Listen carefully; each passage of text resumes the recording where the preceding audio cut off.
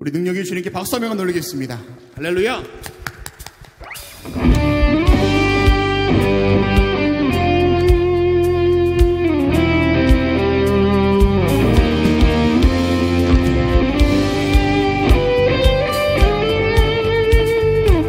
하나님의 그 사랑을 찬양하겠습니다. 괜찮은 주님의 사랑과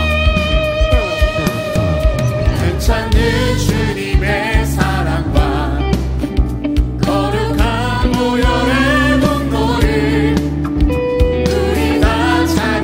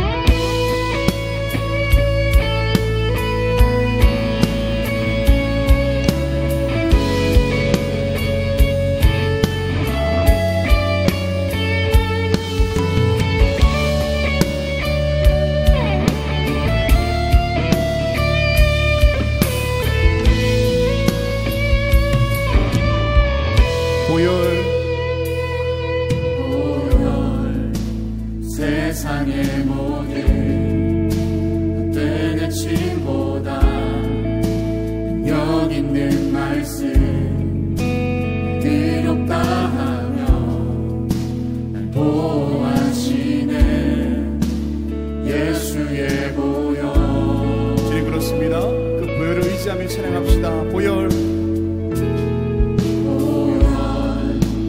세상의 모든 헛되는 침보다 능력 있는 말씀 날 의롭다 하며 보호하시는 예수의 보혈. 우리 죄를 씻기고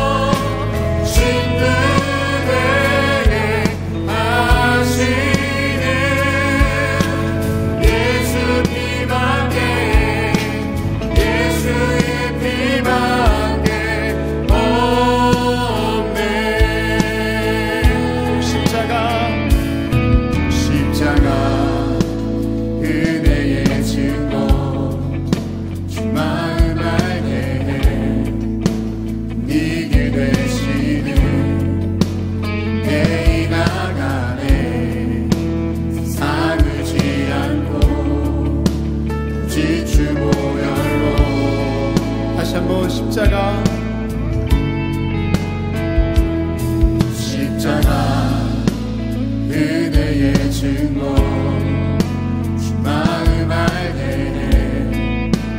이 길 대신에 대이 나가네. 우리 함께 큰 목소리로 고백합시다. 오직 주 보혈로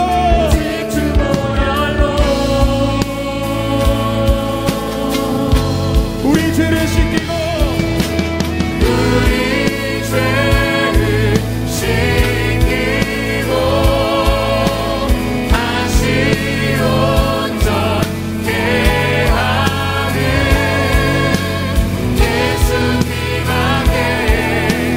예수의 피밖에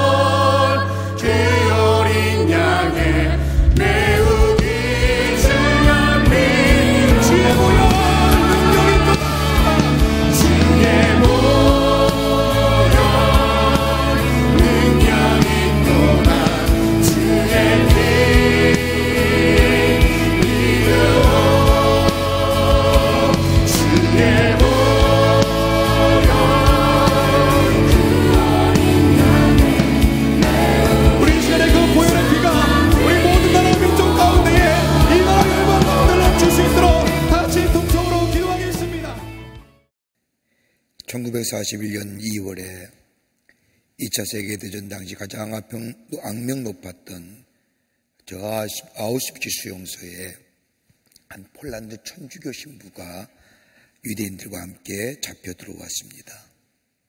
유대인은 아니지만 폴란드에 거주하는 유대인들과 폴란드의 난민을 위해 쉼터를 만들어서 도와주었다는 이유 하나 때문에 잡혀 들어온 겁니다. 이 아우슈비츠 수용소는 정말로 우리가 알다시피 비참한 생활 그 자체였습니다. 그럼에도 불구하고 이 신부는 그 속에서 하나님의 사랑을 전하며 많은 사람들과 함께 같이 나눔의 생활을 통해서 그 수용소 안에서 성전한 말을 들으며 저들과 함께 생활을 합니다. 그런데 그의 7월에 그 수용소에 한 유대인이 탈출을 합니다. 수용소의 규칙에 의하면 탈옥수와 같은 막사를 쓰는 사람 중 10명을 무작위로 뽑아서 저들을 굶어 죽게 하는 아사방으로 보내는 겁니다. 이렇게 하면 다른 사람들이 탈옥하여 도망가지 못하게 한 위함이었습니다. 한 유대인이 탈옥하자 함께 썼던 막사의 사람 가운데 임의로 10명을 이 독일군 장교가 부르기 시작을 합니다. 이들은 아사방으로 끌려가게 됩니다. 10명의 이름을 불릴 때 한 사람씩 이름이 불릴 때마다 많은 사람들 가운데 정말로 괴로운 표정으로, 아니 죽음을 갖고 두려운 표정으로 앞으로 나오는데, 한 사람이 이름이 불려지게 되자 나오면서 자신의 아내와 아이의 이름을 부르면서 오열을 터뜨립니다. 오열을 터뜨리며 아내와 자신의 자녀의 이름을 외치는 모습은 처절하다 못해 정말로 슬프기 그지없었습니다. 그렇게 나오는데 그때에 모여있는 많은 사람 가운데 한 사람이 나옵니다. 독일군 장교 앞에선 이 사람이 이렇게 말합니다. 괜찮다면 지금 저 사람 대신에 내가 아사방으로 들어가면 안 되겠냐고. 나는 아내도 없고 자식도 없으니 저 사람 대신 내가 그 방에 들어가겠다고 말하는 겁니다. 뜻밖의 일에 독일군 장교가 앞에 나온 사람을 유심히 바라보다가 묻습니다. 무슨 말이요? 나는 아내와 자식도 없을 뿐더러 나이도 많습니다. 그러나 저기 나오는 저 사람은 아내와 자식이 있을 뿐만 아니라 나이도 젊습니다. 그러게 저 사람 대신 내가 아사방에 들어갔으면 좋겠다는 겁니다.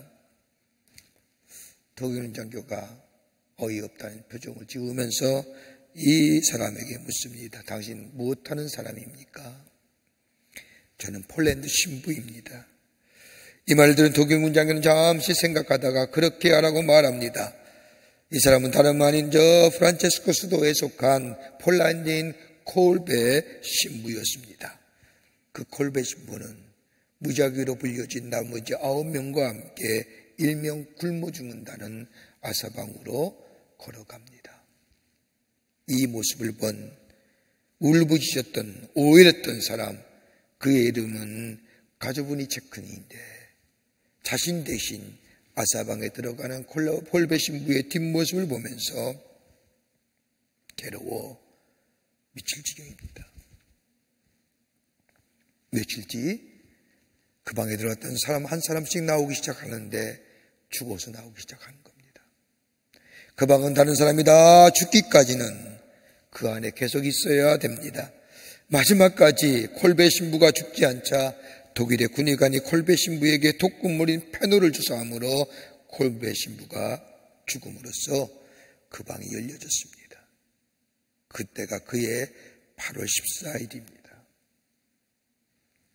콜베 신부가 대신 아사방으로 들어간 후에 살아난 이 가조브니 체크는 전쟁이 끝날 때까지 살았습니다. 전쟁이 끝난 뒤에 집으로 돌아가 그토록 보고 싶었던 아내와 자녀들을 만났습니다. 그리고 이 가조브니 체크는 매년 8월 14일이 되면 콜베 신부가 죽은 그날을 기념하여 가보고 싶지도 않고 보고 싶지도 않고 생각 싶지 않은 저 아우슈비츠 수용소에 찾아가 골배 신부를 위하여 헌화합니다. 그때 그 일에 그 시간을 생각하면서 이 가조브니 체코는 무려 1995년까지 살았는데 자기가 살아있을 때까지 매년 8월 14일이면 그 아우슈비츠 수용소에 찾아가 자신을 대신하여 아사방에 가 죽은 골배 신부를 기념하면서 또 추모하면서 헌화하였다는 이야기입니다. 많은 사람이 기독교를 정의할 때에 많은 말로 정의하지만 아마도 기독교를 얘기할 때에 십자가를 제외하고는 우리 기독교를 설명할 수 없을 겁니다. 그래서 기독교를 가리켜서 십자가의 종교요, 십자가는 기독교의 상징일 뿐만 아니라 더 나아가 그 안에 기독교의 복음이 담겨져 있습니다. 그러기에 말씀의 신학자인 칼발트는 이 십자가를 이야기할 때에 언제나 두 가지의 이미지를 있다고 얘기합니다. 하나는 저 십자가를 밟을 때마다 내가 얼마나 큰 죄인인가를 깨닫게 된다는 겁니다. 십자가의 적형은 극형이었습니다. 옛날 페르시아나 로마에서 십자가형은 죄인 중에서도 가장 극악한 죄인에게 주었던 가장 무섭고도 처참한 처형 방법입니다. 그런데 우리 예수님이, 죄 없인 예수님이 저 십자가에 달려 돌아가셨다는 것, 그것도 내 죄를 위하여 돌아가셨다는 것을 생각할 때 내 죄가 얼마나 큰 죄인가를, 큰 죄인인가를 깨닫게 합니다. 또 하나 있다고 한다면 십자가는 하나님의 사랑의 증거라는 겁니다.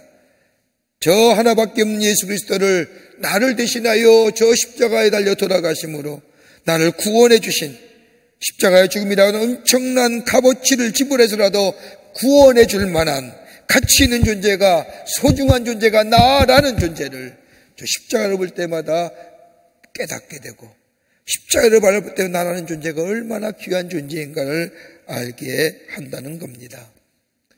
유명한 종교개혁자 마틴 루터는 이야기하기를 십자가는 하나님의 진노와 하나님의 사랑이 녹아져 있는 계시의 사건이라 말합니다. 십자가는 우리에게 어떤 의미가 있을까요? 십자가 안에 담겨진 복음은 도대체 어떤 복음일까요?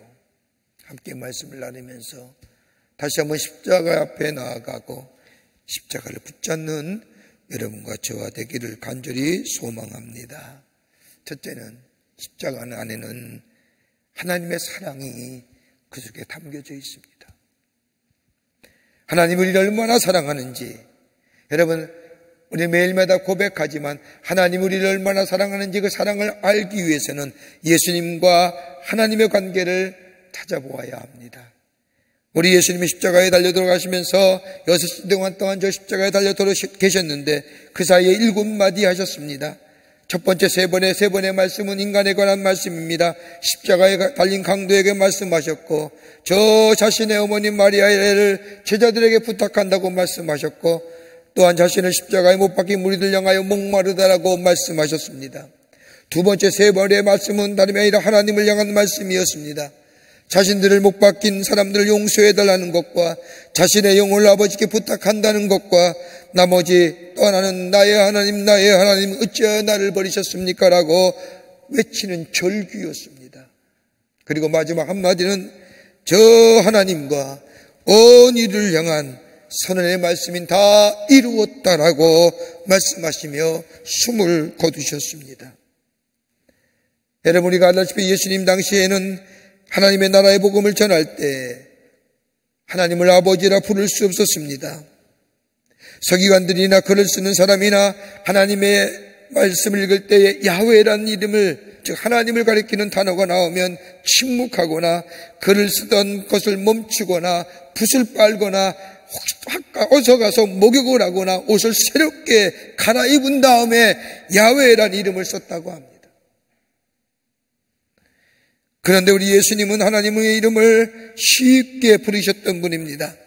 기도하실 때도 아바 아버지라 부르실 뿐만 아니라 제자들에게 기도에 관하여 말씀하실 때도 하나님 아버지라 부르라고 가르쳐 주신 분이 우리 예수님이십니다. 예수님 말씀 가운데 처음으로 저 산상수훈에 저 산에 올라가서 제자들을 가르친 산상수훈의 말씀을 보면 아버지라는 이름이 무려 7번이나 나오게 됩니다.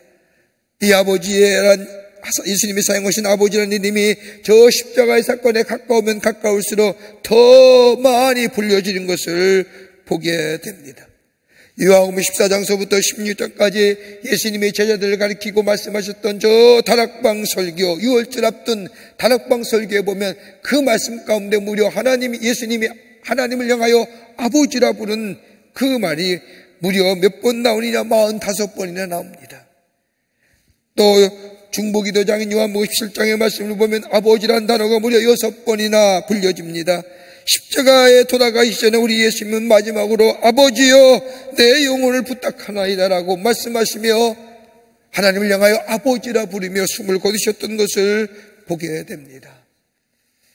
이처럼 하나님을 아버지라 불렀던 우리 예수님, 뭘 얘기할까요?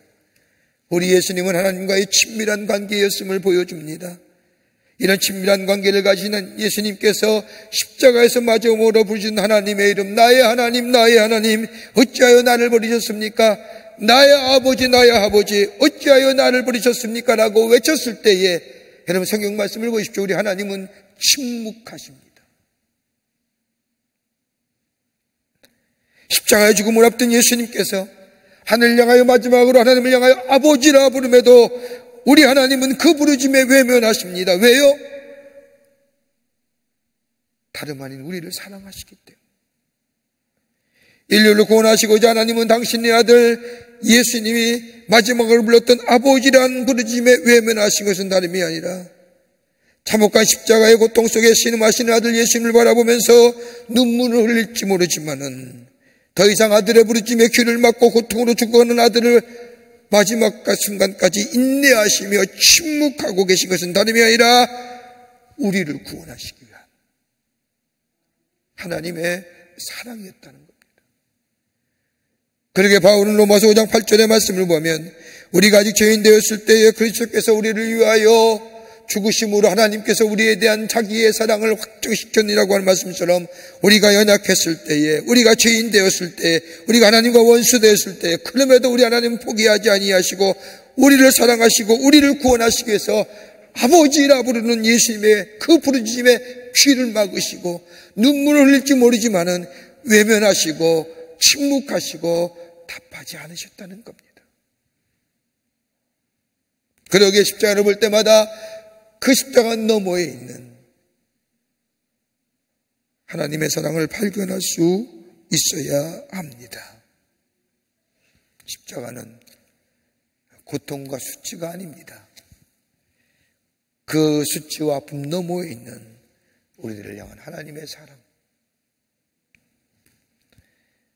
마지막까지 나의 아버지여 나의 아버지여 어찌하여 나를 버리십니까? 라고는 부르짖음에 우리 하나님은 대답하지 아니하시고 외면하신, 눈물을 흘릴지언정 침묵하신 그 하나님의 우리를 향한 사랑, 포기하지 않는 사랑이 그 십자가 안에 담겨져 있습니다. 그러기에 십자가는 하나님의 사랑이 담겨져 있는 기쁜 소식, 복음인 겁니다. 두 번째는 십자가 안에는 용서의 복음이, 용서의 기쁜 소식이 담겨져 있습니다. 여러분, 죄는 저주와 무서움 그 자체입니다. 인류의 역사가 시작한 이로 인간은 죄와 저주에 대하여 무서움 가운데 살았습니다. 그러기에 죄의 문제를 해결해 보려고 했고 무서움과 두려움의 문제를 해결하려고 했습니다. 그래서 철학, 문학이, 예술이, 음악이 여러 가지로 많은 인간의 내면 속에 깊게 자리했고 적고 있는 이 죄, 저주에 대한 두려움. 그런데 쓰면 쓸수록 해결되지 않는 문제입니다. 근데 십자가를 볼 때마다 죄와 저주가 얼마나 무서운가를 분명히 알게 됩니다. 여러분 가만히 보십시오. 사람을 볼 때 우리는 사람을 평가할 때 다양한 관점으로 봅니다. 얼마나 잘생겼는가, 얼마나 많이 계졌는가, 얼마나 많이 배웠는가, 얼마나 옷은 잘 입는가, 나름대로의 관점을 가지고 사람들을 이야기하고 평가하죠. 그런데 우리 하나님은 딱 한마디로 이 인류의 모든 인간에 대하여 딱 한마디로 얘기합니다. 뭐라고요? 허물과 죄로 죽었다. 다 죽은 존재입니다. 아니, 죽어야 할 존재입니다. 이게 우리들의 모습이에요. 여러분, 죄가 뭘까요? 하루마타라고 얘기하는 관역이 아닙니다. 죄라고 하는 것은 하지 말아야 할 것을 하는 게 죄입니다. 허물이 뭘까요? 반드시 해야 할 일에 대하여 회피하는 것, 허물입니다. 우리 모든 인간은 다 죄와 허물에 죽은 자입니다. 살아있는 것 같이 보이지만은 죄와 허물로 인하여 죽은 존재라고 성경은 말합니다. 그러기에 예수님의 십자가를 볼 때마다 우리의 죄가 얼마나 무겁고 얼마나 비극적인가를 발견합니다. 여러분, 죄는 윤리와 도덕적인 죄를 말하는 것이 아닙니다. 하나님, 창조 되신 하나님이 그 하나님의 말씀에 불순종하며 우리의 주인 되시는 하나님께 영광을 돌려함에도 불구하고 하나님의 영광을 가로챈 것, 이 죄가 하나님과의 단절을 가져왔지 않습니까? 하나님과의 단절은 죽음이라고 말하지 않습니까? 여러분, 성경의 말씀을 보면 죄의 대가가 얼마나 무서운지요. 여러분, 죄는 모든 관계를 끊어버리지 않습니까? 관계성을 끊어버립니다. 하나님과의 관계가 끊어지지요. 하나님과의 관계가 끊어지니 다른 사람과의 관계가 끊어지고, 다른 사람과 관계가 끊어지니 나 자신과의 관계도 끊어지는 겁니다. 하나님과의 관계가 끊어지니 우리 삶의 모든 것의 공급이었던 그 하나님과의 공급이 되신 하나님과의 관계가 끊어지니 우리 안에 이 땅을 살아가면서 내게 힘이 되었고, 내게 능력이 되었고, 믿음과 소망, 사랑이 다 끊어져 버렸습니다. 믿음이 사라지면 우리 안에 뭐가요? 불신이 생기잖아요. 사랑이 있는 것 같은데 사랑이 변질되고 이기적이고 욕심적인 사랑이 되잖아요. 하나님이 주던 소망이 우리 가운데 끊어지고 나니 소망 없이 사는 하루하루의 인생이 되잖아요. 하나님과의 공간에 주셨던 공급이 우리 안에 사라지고 나니 우리의 마음에 갈증과 갈급함이 생겨나기 시작합니다. 이걸 채우기 위해서 갖가지 노력하지 않습니까? 향락으로, 마약으로, 그 밖에 중독성으로 내 안에 있는 갈급함을 채워보려고 하지만 그때뿐이지, 그때가 지나고 나면 우리 안에 더 많은 갈증과 갈급함이 있음을 보게 됩니다. 예수님이 십자가상에서 외쳤던 나의 하나님, 나의 하나님이라고 하는, 아무리 불러도 응답하지 않는 그 모습이 바로 뭐예요? 단절된 모습이요, 죄의 모습이라는 거예요.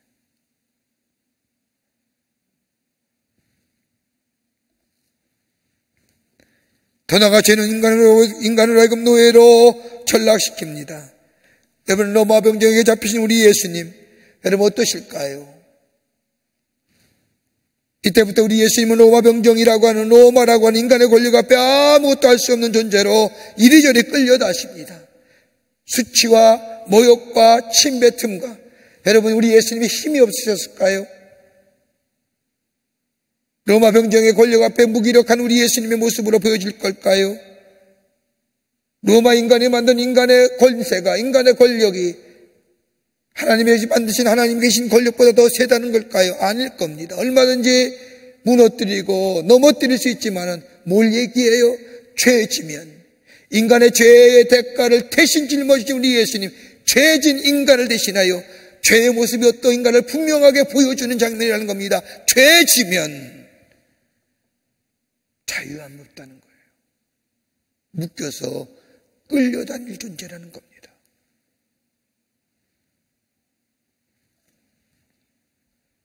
우리의 자유함을 묶어버립니다.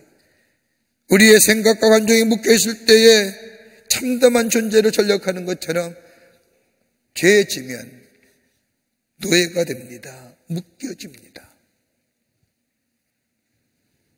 또 하나 있죠. 죄는 저주 가져오지 않습니까? 인간의 모든 비극은 죄로부터 시작이 됩니다. 죄가 질병을 가져오지 않습니까? 여러분, 코로나 바이러스 때문에 얼마나 우리가 두렵고 염려 가운데 삽니까? 코로나 바이러스의 발생의 원인이 뭘까요? 죄예요. 무슨 죄요? 탐욕의 죄입니다. 그래서 우리가 회개하자는 거예요.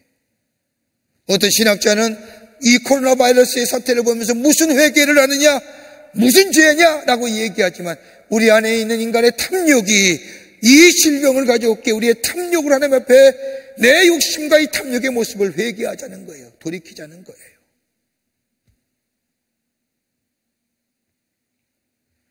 질병 가져왔잖아요. 재앙을 만들어놨잖아요. 가난을 가져올 뿐만 아니라 죄는 심판하는 거예요. 더 나아가 죄는 모든 것을 분리시킵니다. 하나님의 자녀로 존귀함도 복된 존재로 또 다 분리시켜버립니다. 죄는 사망과 더불어 영원한 형벌을 처하게 합니다. 이런 죄를 위하여 우리 예수님이 십자가를 대신 지시고 죽으신 겁니다. 우리의 고통과 우리의 아픔과 죄가 주는 단절함을 우리 예수님이 대신 짊어지시고 십자가에 죽으신 겁니다.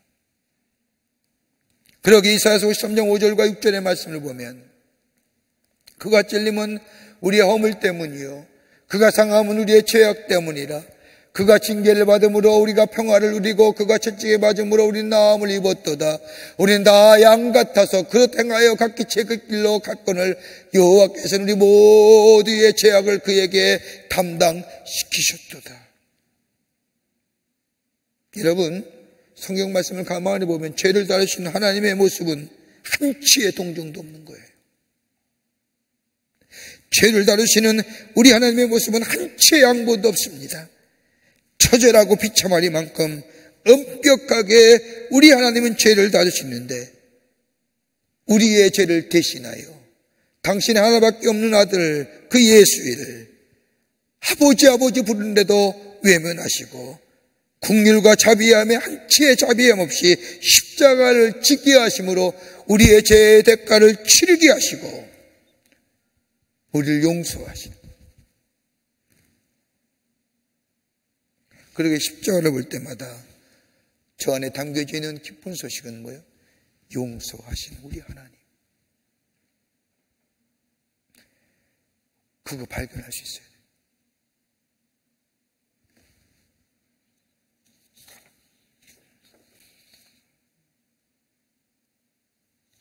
끝으로 저 십자가를 볼 때마다 저 안에는 화목함의 역사가 있습니다.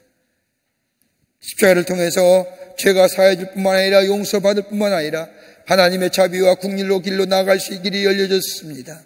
오늘 성경 말씀을 안 읽었지만 마태복음 27장 51절과 52절의 말씀을 보면 이에 성소의장이 위로부터 아래까지 찢어져 둘이 되고 땅에 진동하며 바위가 터지고 무덤들이 열려며 자던 성도들이 몸에 많이 일어나되라고 하는 말. 십자가는 십자가로 끝나는 것이 아니라 뭐로 연결해요? 부활로. 사망의 끝이 아니라 부활로 이어진다는 겁니다. 여러분, 옛날에 이스라엘 백성이 제사드렸던 성막 안에는 성소와 지성소로 나누어져 있습니다. 그 안에는 성소와 지성소를 가로막는 큰 휘장이 있는데 이 지성소에는 1년에 딱 한 번만 대제사장이 들어가 속죄일에 제사 드리는 곳이 바로 지성소입니다. 지성소에 들어가기 위해서는 죄에 대하여 정결하지 못하면 들어갈 수가 없습니다. 들어가면 죽습니다. 그러기에 지성소에 들어갈 때는 대제사장은 몸을 정결하게 씻고 일주일 동안 금욕하며 그리고 나서 들어갈 때에 제사장의 옷에 방울을 달게 하고 또 제사장의 옷에 줄을 답니다. 지성소에 들어간 대제사장이 움직일 때마다 방울 소리가 나면 아하, 하나님이 제사장의 제사를 들으시고 우리 백성들의 제사를 받으시는군요. 그런데 거기에 정결하지 못하여 방울이 울리지 않으면 정결하지 못하 하나님의 진노를 받아 죽었구나. 감히 지성소에 들어가지 못하기에 더듬더듬해요. 제사장의 몸에 묶어두었던 끈을 가지고 제사장의 시신을 끌어내어 냈던 것이 바로 지성소입니다. 지성소란 정결하고 허락된 자만이 들어갈 수 있는 장소입니다. 그런데 우리 예수님이 십자가에 달려 돌아가실 때에 하나님의 전에 휘장이 위에서부터 아래로 찢어졌고 그리고 누구나 그 지성소에 들어가 하나님을 아바 아버지라 부르며 하나님 앞에 기도할 수 있다. 예수 그리스도의 십자가의 보혈, 그 보혈의 피로 정결케 된 자는 그 누구도, 그 어떤 사람도 저 하나님을 향하여 아바 아버지라 부르며 하나님의 보좌 앞에 담대히 나아가게 했던 것이 바로 십자가입니다. 그러기에 십자가는 하나님과 우리의 관계를 화목케 한 길, 죄와 저주로 단절된 관계가 아니라 새롭게 하나님과 관계가 되어 하나님을 아바 아버지라 부르며 하나님의 나라의 자녀가 되며 하나님의 백성이 되며 하나님 나라의 권세를 가지고 사는 새로운 하나님의 의가 덧입혀진 새로운 창조물 된 존재, 바로 화목케 하시는 십자가의 놀라운 은혜가 있기에 우리 안에 이 놀라운 은총이 있어지게 됐다는 겁니다. 그러기에 십자가는 용서의 복음입니다. 우리를 용서하시는 하나님의 복음이, 기쁜 소식이 그 안에 담겨져 있습니다. 많은 사람이 십자가를 향하여 수치라고 얘기합니다. 그럴 것이 저 페르시아 이주왕에서의 십자가는 다름이 아니라 저 로마 시대의 십자가는 죄인들에게 했던 가장 극악적인 처형의 방법이 십자가입니다. 그러기에 저 이 십자가가 얼마나 비참한지 이 십자가를 본 사람들은 일생을 두고 악몽에 시달릴 정도로 참혹한 처형의 방법인 십자가. 근데 그 십자가는 더 이상 수치와 참혹이 아니라 그 너머에 있는 하나님의 사랑, 그 너머에 있는 하나님을 위한 용서, 그 너머에 있는 하나님과의 관계가 회복되는 기쁜 소식이 그 십자가 안에 있습니다. 그 십자가 내가 받아들이고 내가 내 안에 모시고 살 때 우리 안에 자유와 또 용서와 그리고 회복의 역사가, 새로운 하나님이 주신 은혜가 우리 가운데 있어지게 될 줄 믿습니다. 이 십자가의 은혜가 여러분과 저와 충만해지시기를 주의 이름으로 간절히 축원합니다. 하나님 감사합니다. 저희들 주께서 사랑해 주셔서 하나님의 자녀 삼으심에 감사합니다. 십자가가 있었기에 우리가 회복되었고 십자가가 있었기에 하나님의 사랑이 얼마나 귀한지 알게 됩니다. 십자가에 담겨진 귀한 이 놀라운 하나님의 은혜, 하나님의 사랑, 하나님의 용서 깨닫게 하시고 믿고 아버지 하나님의 그 안에 거하게 하셔서 우리 안에 새로운 회복의 역사가 나타나게 도와 주시옵소서. 감사와 찬송과 영광을 돌려보내며 우리를 죄악 가운데 구원해 주신 우리 구주 예수 그리스도의 이름으로 기도하옵나이다. 아멘.